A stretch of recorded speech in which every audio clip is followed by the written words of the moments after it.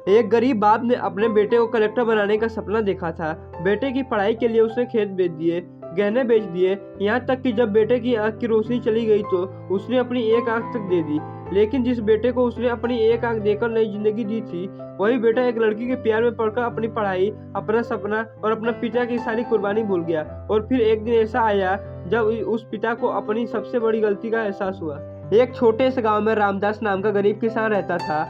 उसकी दुनिया उसका इकलौता बेटा अमन था। रामदास खुद ज्यादा पढ़ा लिखा नहीं था, लेकिन उसका एक सपना था। वह चाहता था कि उसका बेटा बड़ा अफसर बने। गांव के लोग उसे किसान का बेटा नहीं, कलेक्टर साहब कहकर बुलाए। अमन बचपन से ही बहुत होशियार था। स्कूल में हमेशा पहले नंबर पर आता। शिक्षक भी उसे तारीफ करते नहीं थकते थे। रामदास हर वर्ष गर्व से कहता, एक दिन मेरा बेटा कलेक्टर बनेगा। समय बीतता गया।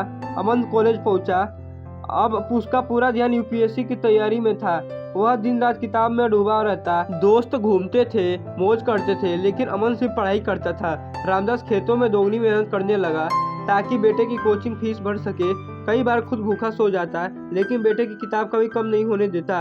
एक दिन अपना लाइब्रेरी से लौट रहा था, अचानक सड़क पर तेज रफ्तार ट्रक आया। बाइक फिसल गई। अमन दूर जाकर गिरा। जब होश आया तो वह अस्पताल में था।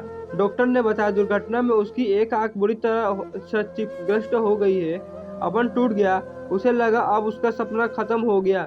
डॉक्टर ने कहा, आंख का प्रत्यारोपण ही आखिरी रास्ता है, लेकिन दाता कहाँ से आता। तभी रामदास आगे आया।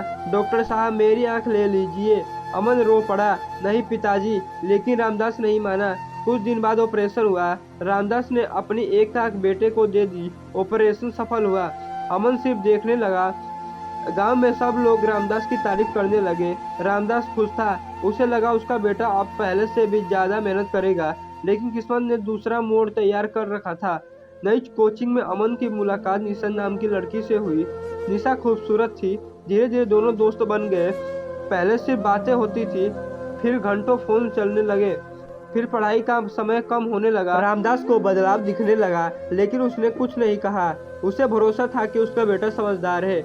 महीनों बीत गए। यूपीएससी का पहला प्रयास आया। अमन फेल हो गया। रामदास ने हिम्मत दी, कोई बात नहीं बेटा, अगली बार मेहनत करना। लेकिन अब अमन का मन पढ़ाई में नहीं लगता था। उसकी दुनिया निशा बन चुकी थी। वह महंगे उपहार खरीदने लगा, कैफे जाने लगा, घूमने लगा। इन सब के लिए पैसे चाहिए थे और पैसे रामदास देता रहा। धीरे धीरे खेत बिकने लगे, जमीन गिरवी रखी जाने लगी। एक दिन रामदास को पता चला कि अमन पढ़ाई नहीं कर रहा है, वह निशा के साथ शहर में घूम रहा है। उस रात पहली बार पिता और बेटे में बहस हुई। रामदास बोला, बेटा मैंने अपनी आंखें दी है, तुम्हें सपना मत छोड़ो। अमन गुस्से में बोला, मैंने थोड़ी कहा था आंख देने को। यह सुनकर रामदास का दिल टूट गया। समय गुजरता गया। अमन लगातार असफल होता गया। निशा की मांगे बढ़ती गई, पैसा खत्म होता गया। फिर एक दिन सच सामने आया। निशा किसी और अमीर लड़के के साथ चली गई। अमन की दुनिया उजड़ गई। उधर कर्ज बढ़ चुका था। बैंक खेत जब्त करने आ गए। घर नीलाम होने की नौबत आ गई। रामदास की तबीयत खराब रहने लगी।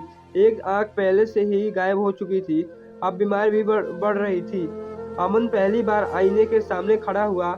उसने अपनी आंखें में देखा। उसे याद आया, यह आंख उसकी नहीं थी, यह उसके पिता की कुर्बानी थी। वह फूट फूट कर रोने लगा। उसे अपनी हर गलती याद आने लगी। जब वह उस घर पहुंचा तो रामदास खाट पर लेटा था, कमजोर, बीमार, लेकिन चेहरे पर वही प्यार। अमन पिता के पैरों में गिर गया। पिता, मुझे माफ कर दो। रामदास मुस्कुराया। बेटा गिरने वाला ही उठना सीखता है। उस दिन के बाद अमन बदल गया। उसने मोबाइल बंद कर दिया, सोशल मीडिया छोड़ दिया, फिर से पढ़ाई शुरू की। दिन रात मेहनत की, लगातार 3 साल संघर्ष किया और आखिरकार वह दिन आ गया। यूपीएससी का परिणाम घोषित हुआ। अमन का नाम सूचित में था। उसका चयन हो चुका था। पूरा गांव खुशी में झूम रहा था। अमन सबसे पहले अपने पिता के पास दौड़ा, लेकिन वहां पहुंचकर उसके कदम रुक गए। रामदास अब उस दुनिया में नहीं था। कुछ महीने पहले ही वह गुजर चुका था। मेज पर एक पुरानी चिट्ठी रखी थी। उसमें लिखा था, बेटा अगर तू यह चिट्ठी पढ़ रहा है तो समझ लेना कि तू सफल हो गया है। मुझे तुम पर हमेशा भरोसा था। मेरी आंख तेरे पास है, इसलिए मैं हमेशा तेरे साथ रहूंगा। चिट्ठी पढ़ते पढ़ते अमन की आंखों में आंसू बहने लगे।